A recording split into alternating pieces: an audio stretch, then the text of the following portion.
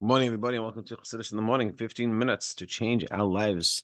Kuntres up to Maamer Yud Gimel Parak base. Start by Yom Tzedakah, Gadol Tzedakah, Shemak Eretz Yisroel, and we're going to learn honor the hostages and all the Eretz Yisroel, specifically the soldiers. And we're going to focus on Eden ben Galit. It's Hashem should be healthy, safe, and we should have enough of these Galos. Galos that we see around us with all the sheker, the falsehood, and all the craziness going on, and how the world's double standard when it comes to Eretz Yisroel. Eretz Yisroel shouldn't fall for the pressure. Should do what's right. Take care of business once and for all. Parak base. So now we're going to discuss, because last 2 days we were talking about how we have to not fool ourselves, for the ava atzmi, that we have the self-love that covers over the reality. And we excuse all our faults and everything that we do that is good. We take all the credit and we don't give anyone else the credit. And we said there's no excuses because we have an nefesh l'kis. And the nefesh l'kis, his whole job is to help us overcome these natural tendencies. So we can't use my nature as an excuse. And even if it is to a certain extent an excuse, that's what he says. That even though, like, let's say you're in an environment that's what you grew up with, that's all you knew. But you can't use that totally. And now we're going to discuss, how does this work between the nefesh and nefesh l'kis? How does it actually happen that the nefesh l'kis can overcome the nefesh bahamis? Seemingly, it's a very tall order, and we're going to explain why. And this helps us understand what we talked about yesterday, that when we do a mitzvah, it's a chiddush, it's a novel. It's like, wow, it's beautiful. It's not, that's obvious. And when we do an avera, that's the chiddush. We shouldn't be doing averas. Of course, we shouldn't be doing averas, but with sort of there's a built-in system that is very easy to do averas, and it's part of that nature. But again, like we said before, no, it doesn't mean we should justify our actions, meaning we should earn up to our actions. Let's see. Parak base. To explain the idea of how it's possible that this whole battle between nefesh b'ham and nefesh l'kis, hine be'emes ein muvan klalus ha'inyan ma sheyesh bekoyach ha'nefesh l'kis le'izgaber ha'nefesh b'hamis. He says, by nature, it doesn't make sense that the nefesh l'kis can overcome the nefesh b'hamis. The whole premise that we had yesterday was that the nefesh l'kis, his whole job is to overcome the nefesh b'hamis and to help us. So we have no excuses. We have a nefesh l'kis. That's what its job is. So now the Rebbe Shab is asking, how does that premise even work? How is it possible? Why? So let's see. Hine ksiv says in Mishlei, Tzadik Harishain Berivai. The first person to come to the argument to give over their opinion, they are righteous, not righteous. They're right. Meaning, before, if you come and you give, and that's why in the Beis Din you can't speak without the other person there. But you come, you give your opinion. So already the person heard their opinion. So the one that comes first sets the tone and takes charge of the situation. Mitzvahs David explains, because he can make these words push in. You can get your whole immersion, everything across to the person you're speaking to. And if there's no one to argue with you, and no one to stand there and say, hey, that's incorrect, so you give it over. And that's what they talk about in society these days. There's a whole discussion about like having open dialogue. But you hear one opinion, and one person comes and tells you their opinion without hearing the opposite flip side, you could be totally off. Because there's no one on the other side saying their opinion, the other opinion. So you're only getting a very one-sided opinion.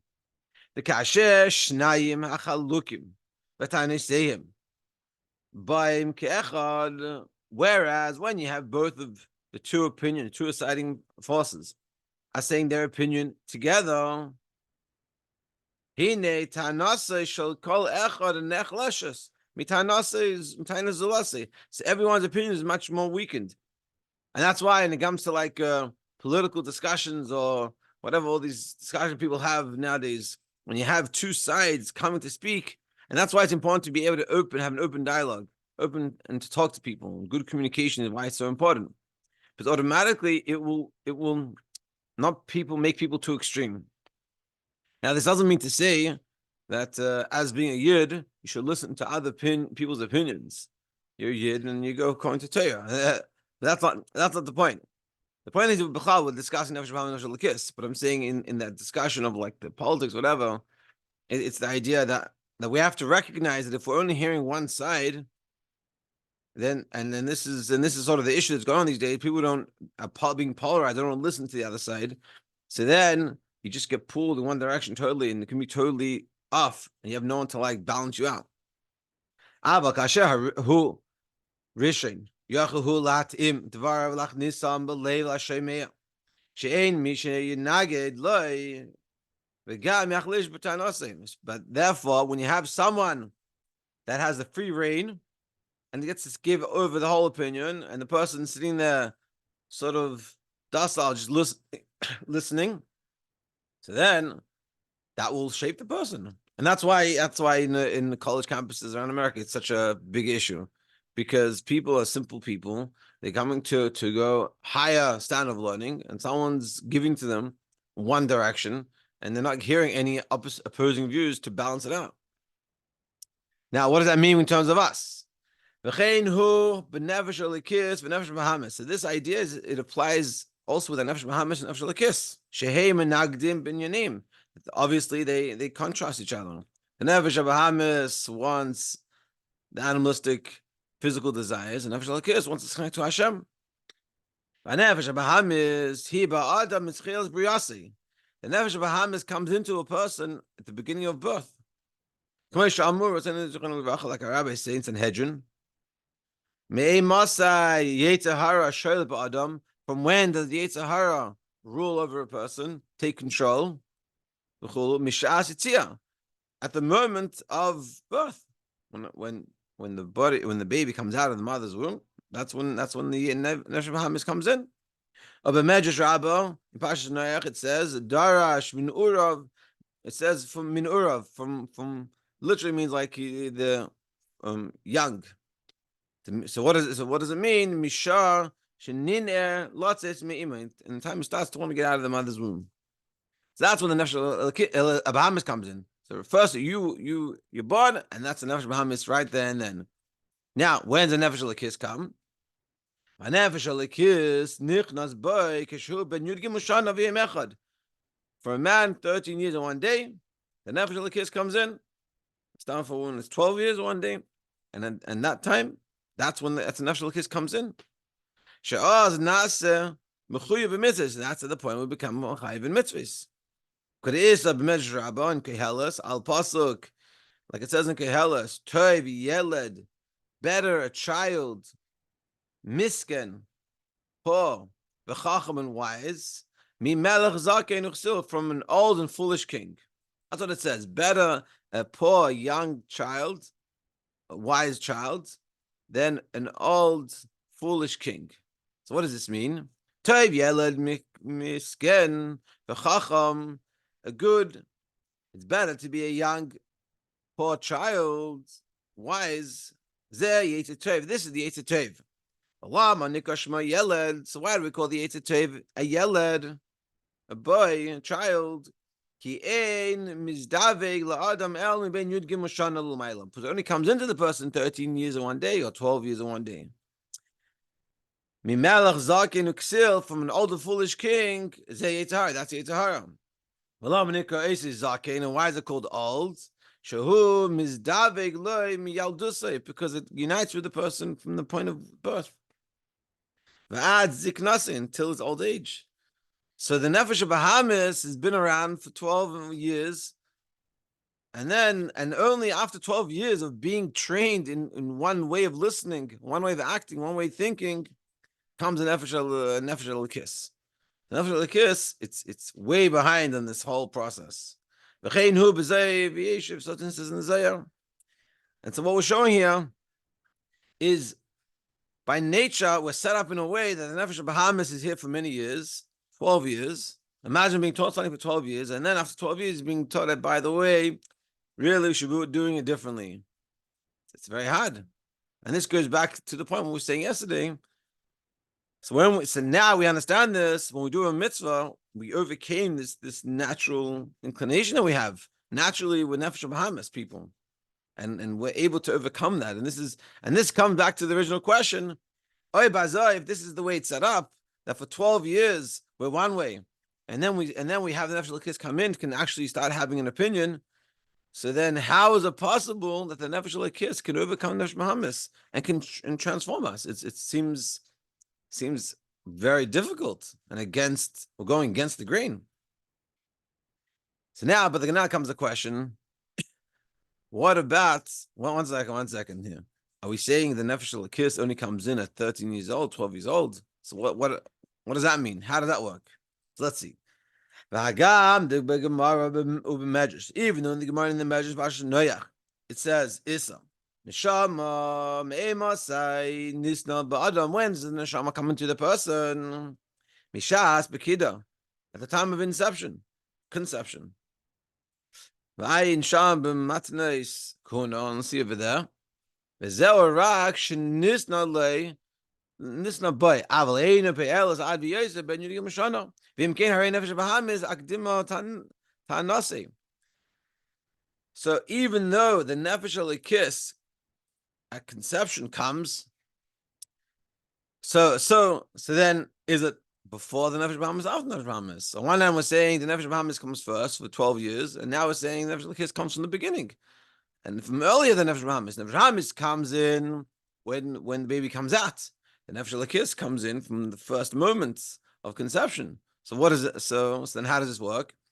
Because it does come in the beginning of conception, but it only starts to have its impact, it start giving its opinion by the bar and bas mitzvah. So what we're seeing here is the nefesh bahamis is the one that has the reign to tell us and train us and teach us in the ways that it wants. So now that we understand this, and even though nefesh elokis comes in right away, but it doesn't actually have an opinion at that point. It doesn't get to say anything. So then, how is it possible that we're actually able to overcome the nefesh bahamis? So too with our physical body. Hare kol inyane taivas achilo shtia, all taivas, eating and drinking, ushar tanugim, kurevim, la yeled, kol yeser, umisraga behem baragilus, mishtareshes boy b'moed. So all these like pleasures and tainug and the kid and things that children want, and the desire and the food and the drinking and the eating and the playing and all these things. That's because the nefesh of Bahamis is a free reign, giving his opinion. B'frat, and specifically b'yosei b'sviva, loy teva, and even more so if we're going to be in a situation where the child is not in a good environment, and which go after physical cost things, and that's the environment the child is in. All the not good or the bad things, that becomes accustomed to, becomes nature. So it's really becoming a difficult situation. Maamer, like it says, hergel nasa teva, oy teva sheni. Doing things enough times becomes nature or second nature. Which becomes very difficult to remove ourselves from it. And so this is in our negative, that being that we have the situation that is being set up, that we have for the first 12 years, the nefesh bahamis is in control. And even more, so already it's pulling us into directions that are not the best. And even more, if we're in a bad environment, that's also pulling us. And even though this is not our nature, but hanging out and every day being exposed to certain things becomes nature. And this is a very important realization for us, that doing things, being exposed to things in the negative or in the positive, it becomes nature or second nature to us. So if we want to change ourselves, we have to make sure we're in healthy environments. Hang out with people that are good for you, that are positive for you, and making you go in the right direction, versus hanging with people that are not doing that for you. It's going to pull you. They're both going to pull you. It just matters which way you want to go. But the Mitzvah always should recognize this and be a little bit easier on ourselves, understanding that for the first 12 years of our life, the Nefesh Bahamas has been having the say, the opinion. It's like a person going to university, to college for 12 years, being indoctrinated one way, and then come out into the real world, and suddenly it's like, hey, there's a different world out here. So Mitzvah Shem, all of us, we should recognize this, and we should be easy on ourselves. We should have an amazing day.